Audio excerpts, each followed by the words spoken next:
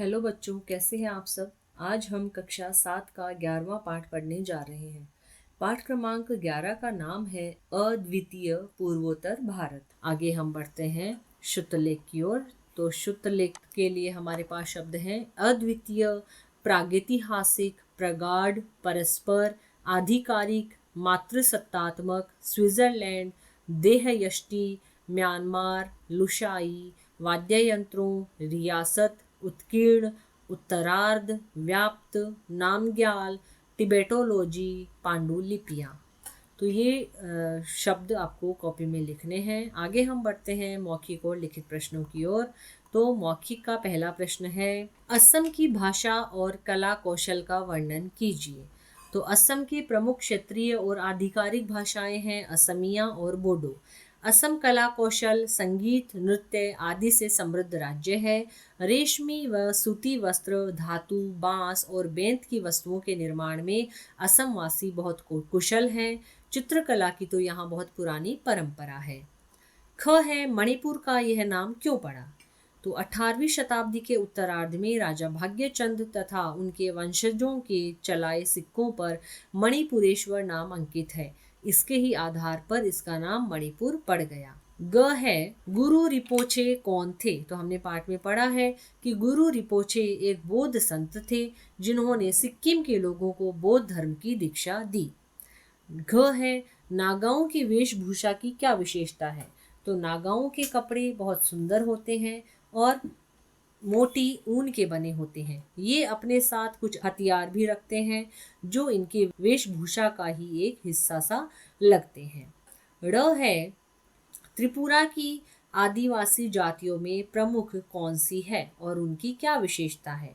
तो त्रिपुरा की आदिवासी जनजातियों में त्रिपुरी, रियांग और जमातिया प्रमुख हैं। इनका रहन सहन और पहनावा बाकी से अलग है। जंगली जानवरों से रक्षा के लिए ये अपना घर खंभों के ऊपर बांसों से बनाते हैं। इनका मटका नृत्य जो घड़े पर होता है उल्लेखनीय है। आगे हम बढ़ते हैं लिखित प्रश्नों की ओर। तो लिखित का पहला प्रश्न है, असम के प्रसिद्ध त्योहारों के बारे में लिखिए। तो बिहू असम का प्रमुख त्योहार है, प्रसिद्ध त्योहार है। यह साल में 3 बार मनाया जाता है। माघ के महीने में मापी बिहू मनाया जाता है। इसे भोगाली बिहू भी कहते हैं। भोगाली यानी भोज करना। कार्तिक मास यानी अक्टूबर के मध्य में कंगाली बिहू मनाया जाता है। कंगाली यानी गरीबी। यह वह अवसर होता है जब नई फसल तैयार नहीं होती और पुराने अनाज के भंडार खाली होते हैं। तीसरा बिहू अप्रैल के मध्य बोहाम यानी बैसाख के महीने में मनाया जाता है। इसे बोहागी या रोंगाली यानी रंगीन बिहू कहा जाता है। इन तीनों में से सबसे महत्वपूर्ण बैसाख का रोंगाली बिहू है। यह बैसाख भर चलता है। इसमें बिहू नृत्य की प्रतियोगिताएं होती हैं। बिहू ऐसा उत्सव है जिसमें लगभग पूरा असमी समाज शामिल हो जाता है। ख है, मिजो लोगों का सामाजिक जीवन सबके लिए उदाहरण कैसे है। तो मिजो जीवन शैली सामाजिक जीवन का एक आदर्श उदाहरण प्रस्तुत करती है। दया, करुणा, निस्वार्थ सेवा, उदारता तथा सबके प्रति संभाव रखना इन लोगों का विशेष धर्म है। मिजो दूसरों के हित में आत्म बलिदान को श्रेष्ठ सामाजिक मूल्य मानते हैं। मिजो समाज परस्पर बड़ी सघनता के साथ जुड़ा है। यहाँ लैंगिक भेदभाव नहीं है। पूरे गांव के लोग एक बड़े परिवार की तरह रहते हैं। जन्म, मृत्यु, विवाह आदि में पूरा गांव शामिल होता है। ग है, मणिपुरी नृत्य की क्या विशेषता है। तो मणिपुरी नृत्य भारत के प्रमुख शास्त्रीय नृत्यों में से एक है। यह वास्तव में कृष्ण की रास लीला की ही नाट्य प्रस्तुति है। इसके परिधान और नृतक की साज सज्जा केरल के कथकली नृत्य की तरह ही अनोखी होती है। यह अत्यंत कोमल, भाव प्रधान तथा गौरवमय नृत्य शैली है। जयदेव, विद्यापति, चंडीदास, गोविंद दास जैसे भक्त कवियों की रचनाएं ही ज्यादातर इसके साथ गीत रूप में गाई जाती हैं।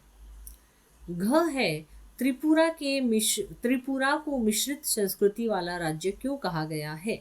तो त्रिपुरा को मिश्रित संस्कृति वाला राज्य कहा गया है क्योंकि यहाँ लगभग 30% आदिवासियों की है। गैर आदिवासी संस्कृतियों में बांग्ला संस्कृति प्रधान है। एक और आदिवासी खंभों के ऊपर बांसों से अपने घर बनाते हैं और घड़े पर किया जाने वाला विशेष मटका नृत्य करते हैं, तो दूसरी ओर बंगाली घर उल्लू ध्वनि से गूंजते रहते हैं।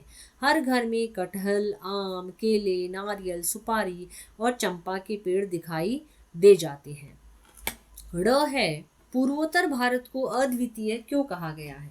तो पूर्वोत्तर भारत प्राकृतिक सौंदर्य और सांस्कृतिक वैभव का जैसा भंडार भरा पड़ा है, वैसा पूरे देश में ही नहीं वरन पूरे विश्व में मिलना मुश्किल है। भाषा, संस्कृति, नस्लों की जितनी विविधता यहाँ पाई जाती है वैसी और कहीं नहीं, इसलिए पूर्वोत्तर भारत को अद्वितीय कहा गया है। तो यहाँ पे हमें टिप्पणी लिखनी है। पहला है छिमतुई पुई नदी। तो छिमतुई पुई बर्मा के चीन राज्य से निकलती है और मिजोरम के क्षेत्र से होते हुए फिर बर्मा में प्रवेश कर जाती है और वहां से बंगाल की खाड़ी में जा गिरती है। इस नदी का व्यापारिक रूप से बहुत महत्व है। म्यांमार के साथ व्यापार में इसे जलमार्ग की तरह इस्तेमाल किया जाता है। दूसरा है उन्नाकोटी। तो उन्नाकोटी त्रिपुरा में स्थित है। यहाँ की विशेष बात यह है कि यहाँ की चट्टानों पर शिव की असंख्य मूर्तियाँ उत्कीर्ण हैं। कहा जाता है कि यहाँ कम से कम ऐसी 1 करोड़ मूर्तियाँ हैं। इनको किसने बनाया, ये कैसे बनी, इसको लेकर अनेक दंत कथाएं प्रचलित हैं। तीसरा है नामग्याल इंस्टीट्यूट ऑफ टिबेटोलॉजी।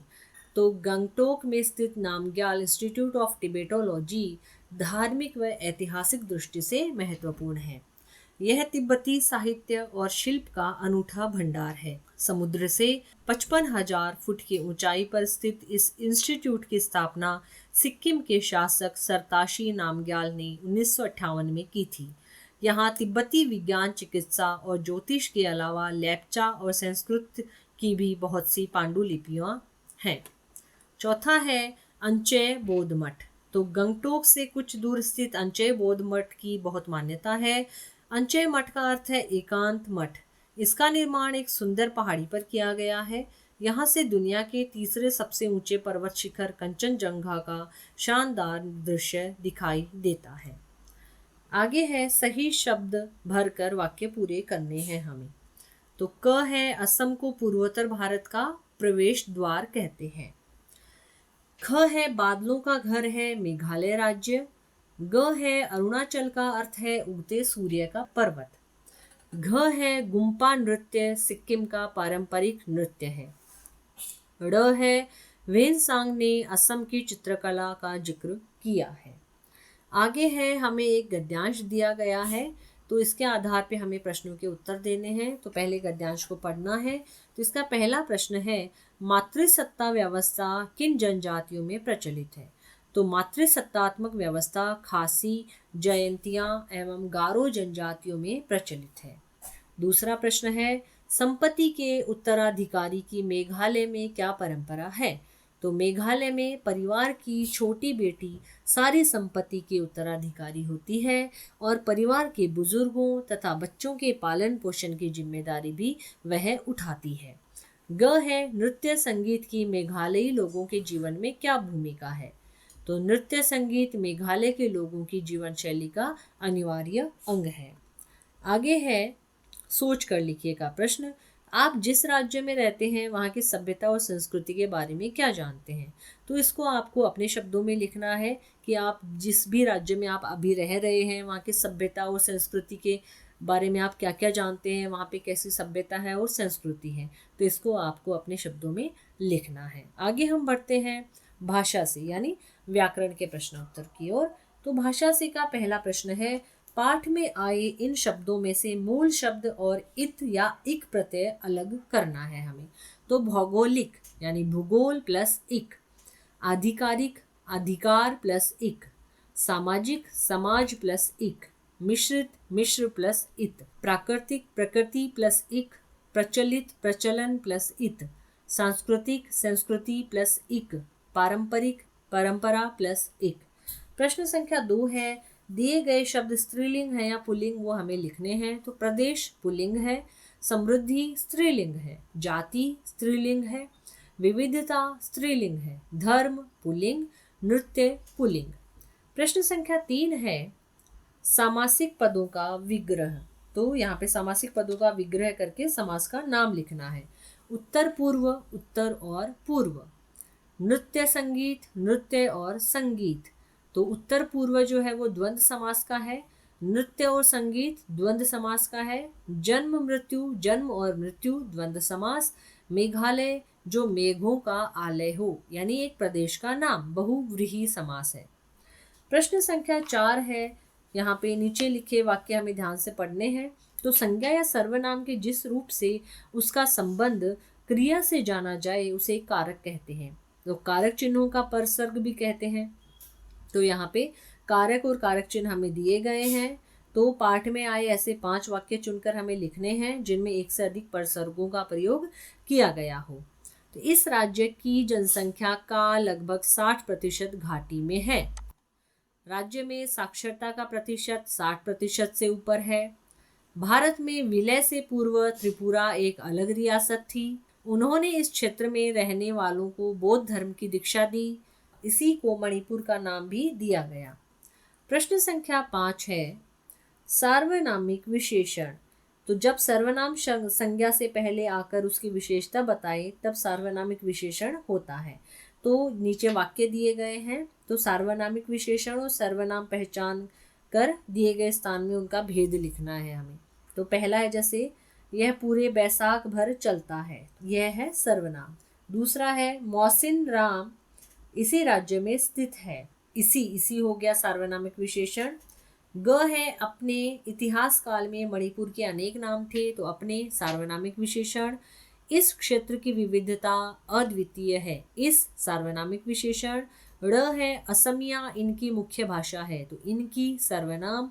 च है गीत संगीत में उनकी गहरी रुचि है, तो उनकी सर्वनाम। वह स्थान जहाँ सूरज सबसे पहले दस्तक देता है, वह सार्वनामिक विशेषण। प्रश्न संख्या 6 है जो क्रिया शब्द संज्ञा सर्वनाम विशेषण आदि से बनते हैं वे नाम धातु क्रिया कहलाते हैं। तो यहाँ पे हमें शब्द दिए गए हैं, इन शब्दों का प्रयोग वाक्यों में करना है। तो पहला है शर्माना। तो अपरिचित को देखकर शर्माना बालकों का स्वभाव होता है। दूसरा है अपनाना। तो हमें अच्छी आदतों को अपनाना चाहिए। तीसरा है लजाना। अभिनय में सुरेखा को लजाना देखते ही बनता था। अगला है दोहराना। तो गुरुजी ने शिष्यों से कहा प्रतिदिन सबक दोहराना सफलता का मूल मंत्र है। तो यहाँ पे हमारे प्रश्न उत्तर समाप्त होते हैं। आशा है आपको पाठ और उसके प्रश्न उत्तर अच्छे से समझ में आए होंगे। अगर कुछ भी डाउट है तो आप कमेंट बॉक्स में ज़रूर लिखें।